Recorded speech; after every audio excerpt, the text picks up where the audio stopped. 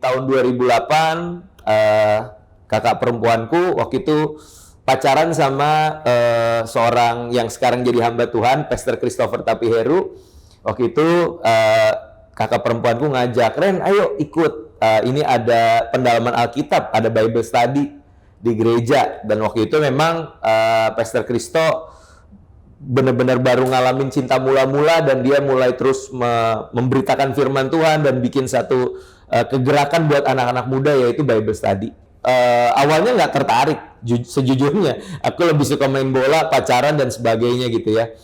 Tapi sampai satu ketika kakak perempuanku ini memaksa ya, sedikit memaksa, dan terus tanpa kenal menyerah mengajak aku untuk ikut Bible study. Dan sampai akhirnya selama beberapa waktu aku ikut Bible study itu sekitar 6 bulan ya, dan di bulan ke-6 itu somehow aku ngalamin sendiri perjumpaan dengan Tuhan. Aku ingat lagi di kamar sendirian, lagi baca Alkitab, lagi berdoa, dan di momen itulah aku ngerasain satu pengalaman yang sebelumnya aku belum pernah rasain gitu.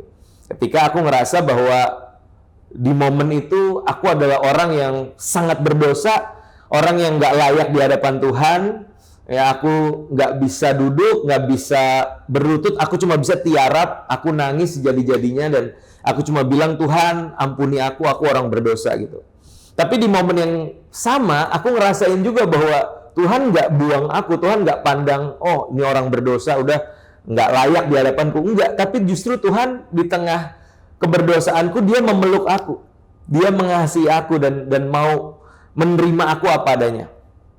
Dan di momen itu aku percaya ada sebuah perjumpaan yang pribadi dengan Tuhan, dan sejak saat itu aku mulai rindu untuk mengenal Tuhan lebih lagi. Aku mulai rindu untuk melayani Tuhan, mengajak orang-orang di sekitarku untuk mengenal siapa Tuhan Yesus Kristus. Ya, dimulai dari kampus. Ya, dulu aku kampus dari Fakultas Ekonomi, ya, nggak ada hubungannya sama teologi, nggak ada hubungannya sama Alkitab. Tapi yang aku ingat waktu itu, aku ada di UKM sepak bola, dan aku ajak junior-junior aku untuk duduk bareng. "Ngapain Kak? Kita baca Alkitab." Jadi dimulai dari situ, aku mulai, ayo kita kenal Tuhan, ayo kita berkumpul, bersekutu gitu ya. Dan di gereja pun yang tadinya cuma sebagai jemaat, mulai dipercaya untuk pelayanan, ya, bahkan lebih jauh lagi mulai dipercaya untuk menyampaikan firman Tuhan.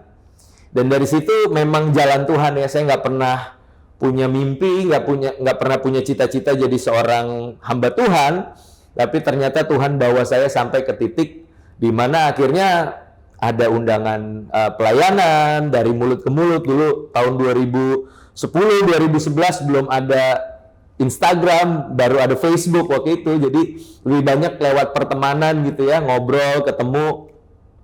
Terus mulai undang Kak Randy khotbah, ayo dia bisa nyampein firman gitu. Mulai dari situ, dan panggilanku semakin tajam itu di titik, yaitu salah satu di tahun 2017 ya, ketika aku mulai menyadari bahwa sosial media itu adalah sebuah lautan digital di mana kita perlu untuk menyampaikan firman Tuhan lewat sosial media yang ada. Dan salah satu platform yang saya pakai saat itu adalah Instagram. Ya, jadi saya mulai share quotes, saya mulai bikin video, dan dari situ cara Tuhan untuk firman-Nya boleh semakin banyak diterima, khususnya bagi anak muda ya.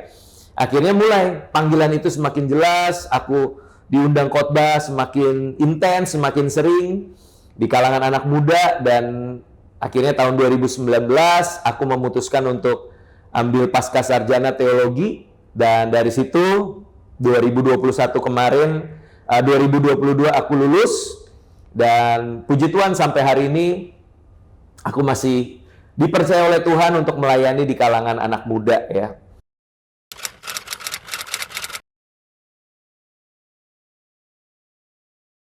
Tentunya bicara pelayanan generasi, pelayanan anak muda, suka dukanya itu banyak ya. Ada sukanya tentunya, dan juga ada dukanya. Sukanya ya bicara tentang bagaimana kita bisa melihat perubahan hidup ya di dalam diri seseorang gitu, ketika kita mulai melayani, kita mulai berbagi hidup dengan mereka. Dan memang bukan agenda kita, bukan deadline-nya kita gitu ya. Kita cuma bagi firman, kita bagi kasih, bagi keteladanan di dalam hidup mereka, dan perlahan tapi pasti ada progres, ada perubahan hidup di dalam diri orang lain. Dan saya percaya itu pun semua karya Roh Kudus. Namun sukacita surga itu bisa kita rasain. Nah, itu yang bikin saya percaya kita semua nggak berhenti untuk melayani karena ada sukacita itu. Ya, ketika kita melihat ada orang yang ngalamin perjumpaan dengan Tuhan, orang bisa ngalamin perjumpaan dan perubahan hidup, itu yang membuat kita terus bersukacita. Dan kalau duka citanya tentunya apa ya? Kalau kita menemukan saudara-saudara kita, adik-adik rohani kita yang kita mentor, ya mungkin kita udah pernah kasih tahu, kita udah pernah kasih nasihat, kita kasih arahan, tapi ternyata mereka nggak terlalu mendengarkan, akhirnya malah justru mengambil keputusan yang salah, mereka mengalami kesulitan dalam hidupnya. Ya kadang itu menjadi sebuah duka cita juga ya, melihat adanya kegagalan mungkin atau kehidupan yang kurang baik dalam hidup seseorang gitu. Tapi ya saya percaya Tuhan pun sanggup lah untuk menopang kehidupan anak-anak yang kita layani. So namanya pelayanan, suka duka itu pasti terjadi. Yang penting kita tetap fokus memandang Yesus saja, ya itu jadi kekuatan buat setiap kita.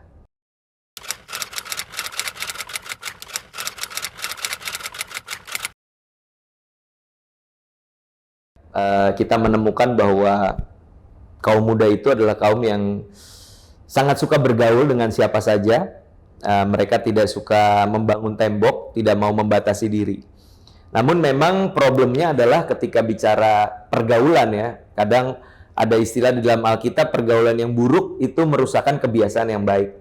Dan itu yang seringkali terjadi. Maka dari itu, hal pertama yang perlu dimiliki oleh seorang anak muda adalah dia harus punya satu komunitas yang sehat, yang bisa jadi support system buat dia, sehingga nilai-nilai kebenaran firman Tuhan, nilai-nilai kerajaan sorga itu terlebih dahulu menjadi fondasi hidupnya. Ya, itulah yang akan menjadi kebenaran yang mengakar di dalam dirinya, sehingga dia diperlengkapi untuk mengenal siapa Yesus Kristus, seperti apa sih gaya hidup Yesus Kristus, pengajarannya seperti apa. Dan ada orang-orang yang menjadi support system bagi dia, yang bisa untuk mengingatkan dia, menasehati dia, ya, mendoakan dia, atau bahkan menegur dia dikala anak muda ini melakukan sebuah kesalahan. Anak muda Kristen itu tidak dipanggil untuk hanya berkumpul di satu komunitas ya, atau di satu gedung gereja. Ingat Alkitab bilang kamu garam dunia, bukan garam gereja. Oleh karena itu kita dipanggil justru untuk berdampak di luar. Kita diperlengkapi di dalam untuk menghasilkan buah di luar.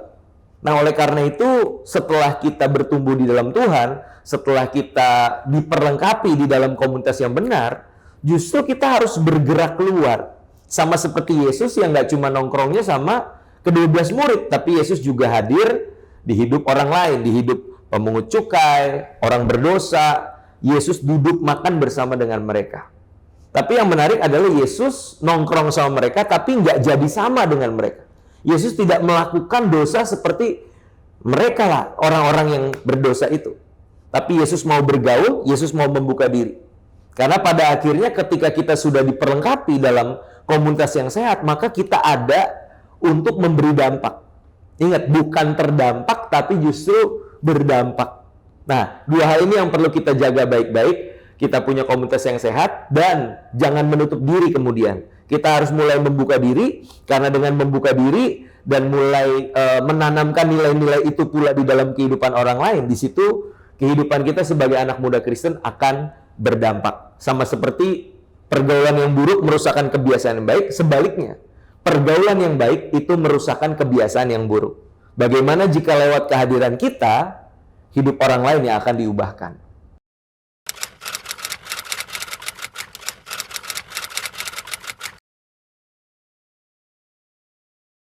Anak muda tuh punya kecenderungan pengen diterima sama lingkungannya, pengen dianggap asik, pengen diakui. Nah, itulah yang membuat akhirnya anak muda akan menghalalkan segala cara untuk bisa mendapatkan validasi dari lingkungan sekitarnya. Mungkin yang komunitas yang hobinya adalah ngegibah misalkan, wah dia mau nggak mau harus ikutan gitu kan supaya diterima. Atau yang suka minum minuman keras, wah kalau dia nggak ikut minum, nggak asik, nggak gaul, akhirnya dibuang dari komunitas tersebut. Nah, di sini pentingnya seorang anak muda Kristen itu pertama-tama mendapatkan identitas dan pengakuannya di dalam Tuhan. Sehingga dia nggak mencari validasi itu dari dunia, dari lingkungan, tapi justru dia menemukan identitasnya itu di dalam Tuhan. Bahwa no matter what, mau kita dikucilkan, mau kita nggak dianggap, mau kita dipandang sebelah mata oleh dunia, tapi Tuhan memandang kita as a father, seperti seorang bapa yang sayang sama anak. Dia menerima kita apa adanya, dia menganggap kita berharga, dia mengasihi dan memeluk kita di setiap waktu. Nah, aku pikir dengan pengertian ini, dengan kesadaran ini, maka kita tidak haus akan pengakuan manusia. Kita sudah merasa penuh, kita merasa puas oleh karena Tuhan telah menerima kita apa adanya. So, orang mau menolak kita karena kita menjaga nilai-nilai kebenaran, kita menjaga kekudusan, kita nggak akan ambil pusing, ya. Kita tetap akan menjaga prinsip, kita akan berpegang teguh kepada kebenaran, karena kita tahu yang penting Tuhan telah menerima aku. Yang penting bagaimana Tuhan telah memandang kehidupan aku.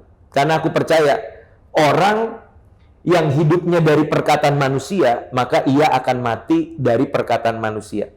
Tapi orang yang hidupnya berasal dari perkataan Tuhan, maka orang mau bilang apapun, dia akan tetap survive. Bahkan dia akan bisa mengalahkan setiap tantangan di masa mudanya.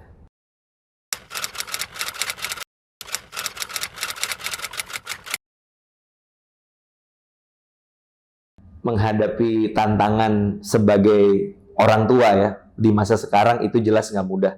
Karena orang tua dituntut dengan tanggung jawab ya sebagai pencari nafkah, profesi yang cukup ketat ya, mungkin bukan cuma 9 to 5, bisa 8 to 5 ya dalam satu hari, dan itu pastinya tidak mudah ya untuk memiliki sebuah parenting yang baik.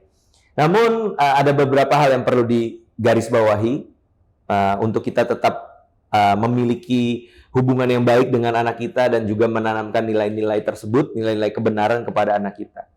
Yang pertama tentunya kita harus punya yang namanya keteladanan.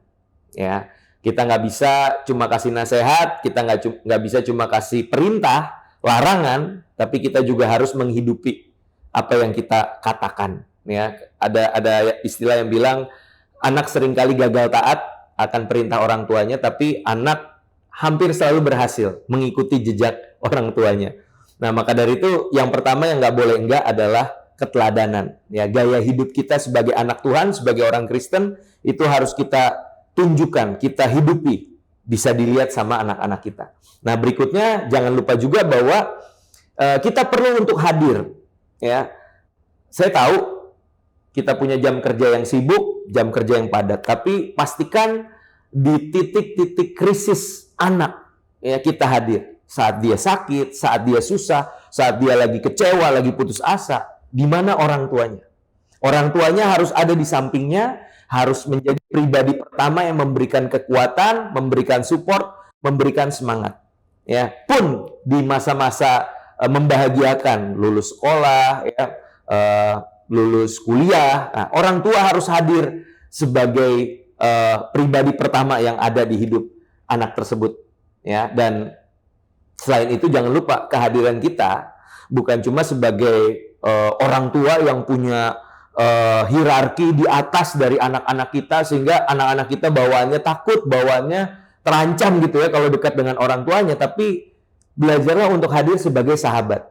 Ya, orang tua sekaligus sahabat yang mau mendengar cerita mereka, yang nggak langsung menghakimi ketika anak bikin salah, tapi justru kita merangkul dia dan memberikan dia encourage, memberikan dia kesempatan.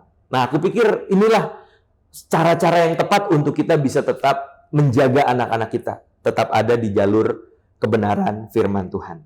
Itu dari aku.